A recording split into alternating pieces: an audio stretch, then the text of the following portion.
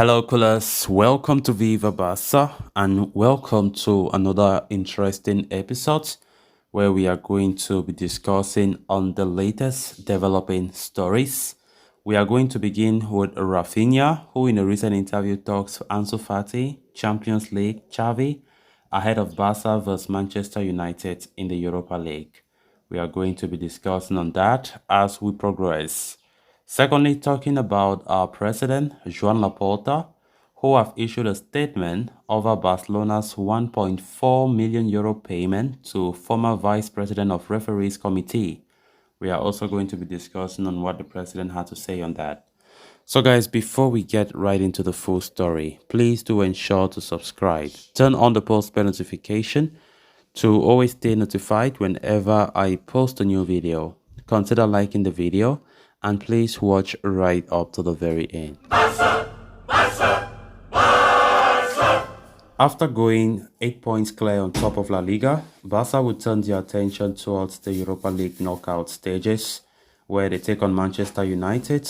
The first leg is scheduled at the Camp Nou tomorrow evening, with the return leg at Old Trafford next Thursday. Barca are missing key players in Ousmane Dembele and Sergio Busquets through injury.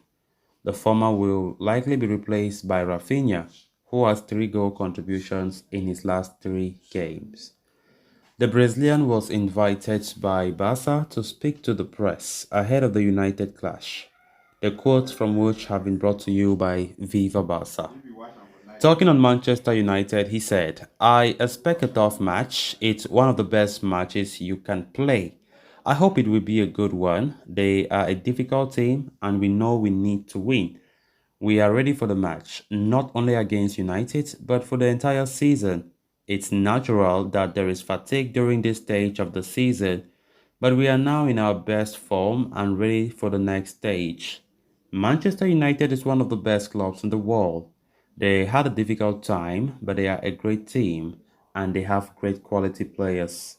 Then on his adaptation, he said, "There were matches I played and matches I did not, and it's normal. It's my first season here, and it's normal that I'm going through an adaptation period. Now I'm in my best momentum so far, and I'm still in the process of adapting. I'm happy with my teammates and coaches who teach me every day." On Ansu Fati, Raphinha said, "It's normal if he does not play. Ansu has a very high ceiling, and you know this better than me. We will try to help him improve and increase his confidence." Then talking on playing with 4 midfielders, Raphinha said, "It does not impact me. We need to adapt to the coach's style, whether it is 4 midfielders or 3 wingers." Then on the Champions League, he said, "I think you learn from all matches. It's natural that players want to compete at the highest level. We have to improve in every game and training sessions."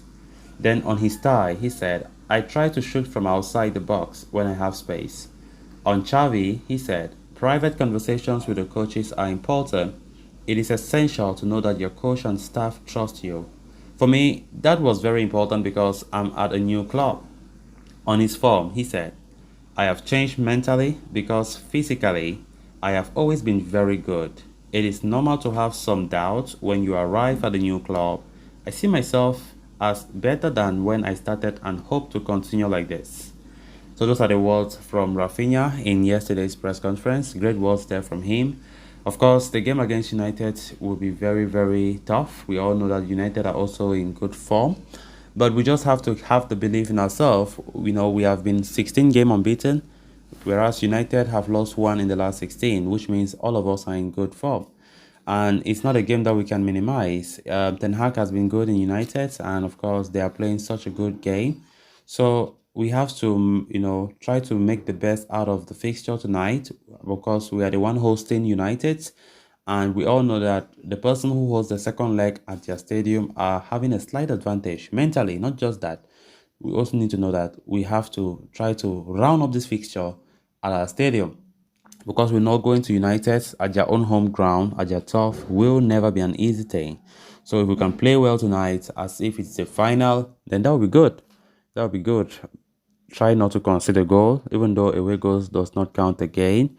But I think if we can keep a clean sheet and win convincingly, then we stand a chance to go really far. So let's see how it goes. I think Xavi has really improved this team compared to the Champions League losses we made against Inter Milan. I think the team have improved, and Xavi knows his 11 now. He knows what to do. He has some experience. I think Xavi is getting mature. If you bear with me, this coach is getting mature, because when we look at the way we lost at the group stages, the way Inter Milan dealt with us 3-3 and 1-0 at the stadium, which eliminated Barca, and Bayern beating us like kids, I think there was a lot of immaturity from Xavi. He was just playing thinking that, okay, let me just attack with all my heart, and especially when we play at our stadium. So there was a lot of immaturity there, and I think with time we can see how Xavi, especially after the World Cup break, he has really improved on his tactical knowledge, and it's really improving. Like, everything is good now. I hope that he continues to play like this, and of course we are very cautious defensively as well, which have really made us to go far, especially in the La Liga Santander. Then moving on to the next story of discussion. Earlier yesterday, Cutia Jojoges made a huge revelation, stating that Barcelona had made a payment of around 1.4 million euros to former vice president of the referees committee, Enrique Negreira, between 2016 and 2018. According to the information, Negreira received the payment through a company he owned, BASNIL 95SL, in exchange for advisory services. It also revealed that the Barcelona justice system was investigating the matter over a possible case of corruption. Barca are understood to have paid DASNIL 95SL the amount of 532,728.02 euros in 2016, 541,752 euros in 2017, and 318,200 euros in 2018. Soon after the reports came to light, Negreira came out and denied any favorable treatment to Barca, while clarifying that his company's services were sought for advisory services only with regards to how players needed to behave around referees and similar matters.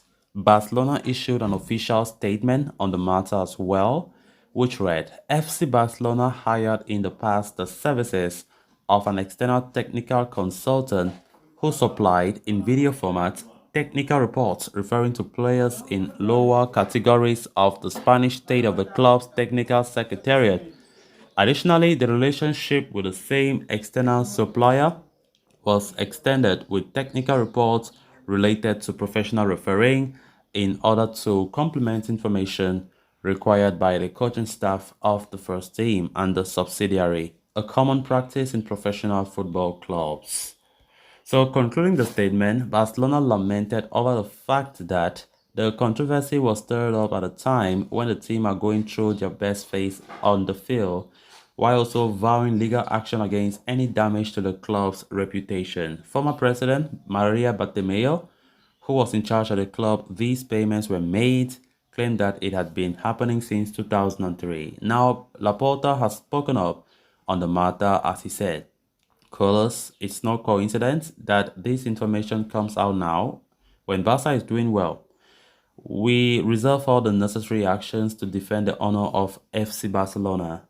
Barca has in the past contracted the services of an external consultant to obtain reports for lower division players and for referring advice, a service hired by the other Spanish clubs too.